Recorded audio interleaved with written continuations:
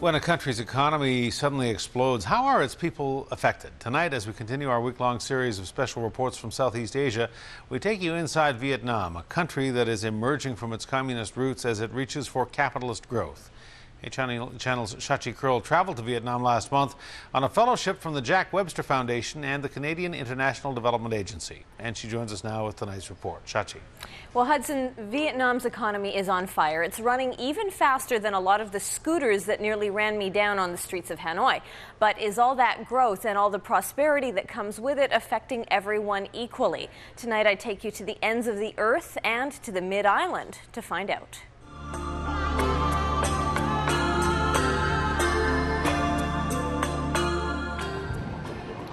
Their uniforms crisp, their steps deliberate. These soldiers claim the honor of guarding the Ho Chi Minh Mausoleum. Every day, hundreds file past those scowling troops to pay their respects to the communist revolutionary whose fierce command routed the Americans in war.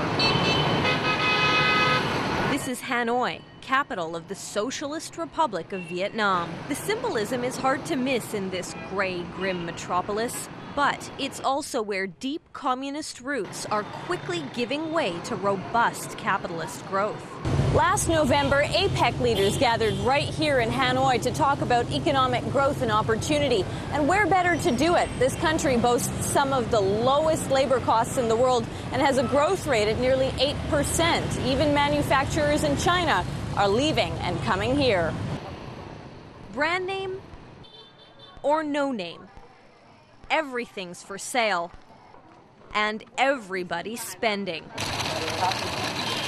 Another part of the plan to open up Vietnam's economy involves persuading you to spend your money here. The government claims it wooed more than 2 million tourists this year. It aims to hook 6 million by 2010. And breathtaking vistas like these are the bait.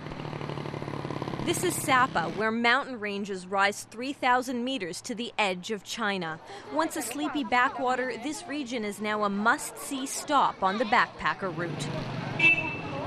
Not even thick, miserable late winter fog keeps tourists away from Sapa's bustling markets. And for those sick of being soggy, English signs offer comfort and comfort food. The region is also home to several ethnic minorities, each tribe recognizable by its distinctive clothing and mercenary sales tactics. Wallets. What else do you want to sell me? There's a reason these women will literally triple team their prey. They can earn 100 times more selling handicrafts than they would tending the rice paddies that cut through these mountains. Before the tourists started coming, we were very poor, so we needed to go to the market and sell handicrafts. But unlike the market's Vietnamese vendors who can afford to pay rent on their shops and stalls, the tribal women pursue their sales in a haphazard hit-and-miss way, and that worries local tourism officials. The tribals have a very limited ability to participate and benefit from tourism development in Sapa, as they should have participators. The fear?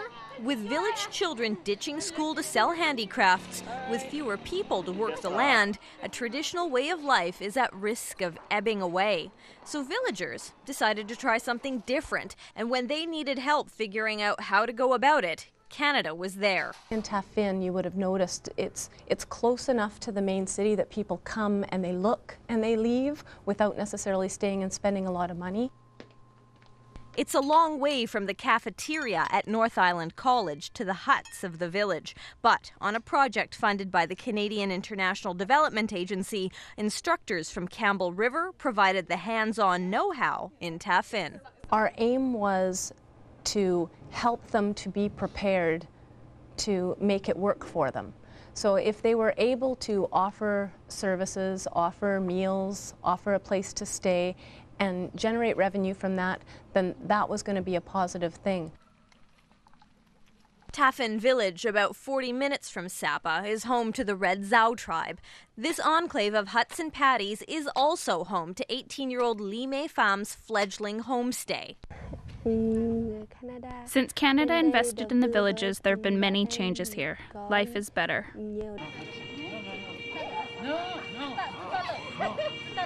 But you know what they say about the more things change? As a busload of tourists arrives in the village, the same swarm descends. When a familiar desire to make a good living pulls hard, can this new venture succeed? Tomorrow, we take you inside a village homestay and take another look at community-based tourism's prospects in Tafen. So Hudson, as we end our week looking at whether a concept that works on Vancouver Island also works in a Vietnamese village, what would the finale of a major project be without walking on the lighter side as well? So a double feature tomorrow night, as I also show our viewers why, when one is on the road in a foreign country, things sometimes take much longer than one would like. It has been a fascinating series. We look forward to tomorrow's final installment. Shachi, thanks. You're welcome, Hudson.